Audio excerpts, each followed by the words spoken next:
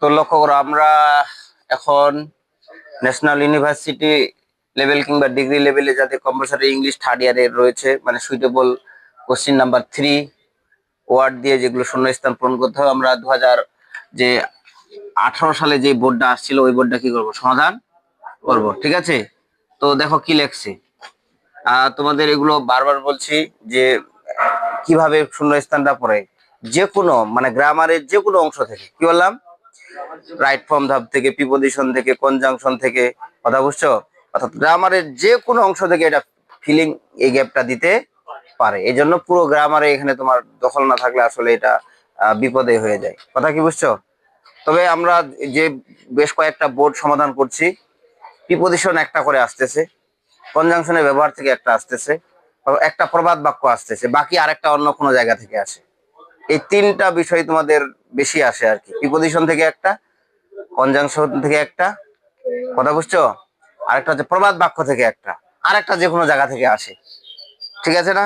তো লক্ষ্য করো, প্রথমে যে লেখচিতে the lion is king of beast. ওই বিস্ট মানে কি? পশু। আমরা বলি না যে সিংহ পশুদের রাজা, বনে পশুদের রাজা। এদিকে যদি অফ থাকে, এদিকে যদি কি থাকে, এদিকে অফ থাকে, সামনে আমরা দা ইউজ করতে পারবো। কি বললাম? এদিকে যদি অফ থাকে, সামনে একটা দা ইউজ করা যায়। তাহলে এখানে আমরা দা দিয়ে দিলাম। ঠিক আছে, পরেরটা দেখো, বার্কিং ডগ সেল, এটা একটা প্রবাদ বাক্য, BIT। এটা কিন্তু আরেকটা আছে, আরেকটা আছে কিন্তু, আরেকটা কিরকম, এভাবেও থাকতে পারে,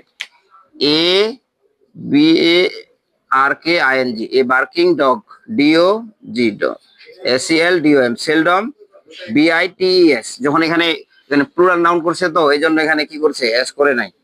আর এখানে যদি a barking dog seldom byte, এটাও একটা হচ্ছে মানে যত গর্জে তত বর্ষে না, এটা একটা প্রবাদ বাক্য। কথা কি বুঝছো?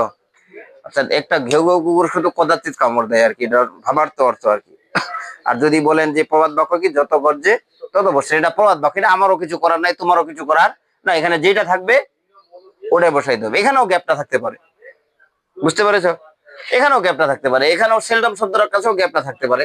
এক কথায় প্রবাদ বাক্য হলে যে কোনো জায়গা থেকে একটা শব্দ তুলে দিয়ে বাস কোশ্চেন বানাই দিবে। কথা কি বুঝছেন?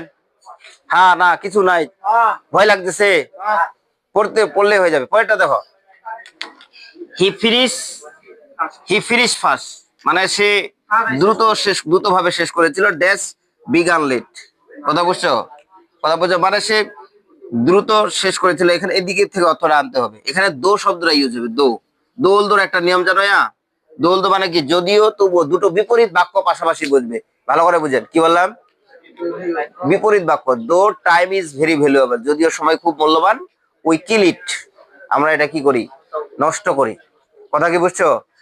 দো trees are very useful for us, কথা বুঝছো, উই কাট দেম, এরকম করে। দো আই স্টাডিড ওয়েল, যদিও আমি ভালোভাবে লেখাপড়া করলাম, I could not pass in the exam. এখানে বিপরীত দুটো বাক্যকে সংযোজন করার জন্য কি ব্যবহার হয়, দোল দো ব্যবহার হয়। যদি বাক্য দোল দো বাক্যের শুরুতে বসে, তাহলে সূত্রটা কি বলেন তো? এই যে দো, কি হলাম, THOU দিয়ে দো প্লাস, অথবা ওল দো থাকতে পারে, এবার একটা ক্লজ, তারপরে কমা দিয়ে আরেকটা ক্লজ থাকবে। এই ক্লজটা হচ্ছে এই ক্লজের বিপরীত। এই ক্লজটা কি হবে, বিপরীত। এদিকে একটা ক্লজ থাকবে, এদিকে একটা কি থাকবে, ক্লজ থাকবে। কথা কি বুঝছো?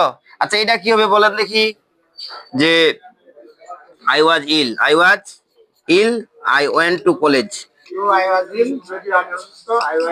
যদিও আমি অসুস্থ ছিলাম, আই ওয়েন্ট টু কলেজ, তবু আমি কি গেছিলাম, কলেজে গিয়েছিলাম। ঠিক আছে, বাক্যটা উল্টাই দেওয়া যাবে না। এই যে আমি এটা আগে নিয়ে গেছিলাম, I went to college dash I was ill. এইটা পড়ছে আর কি, ওইটা নিয়মটা। কি কথা কি বুঝছো?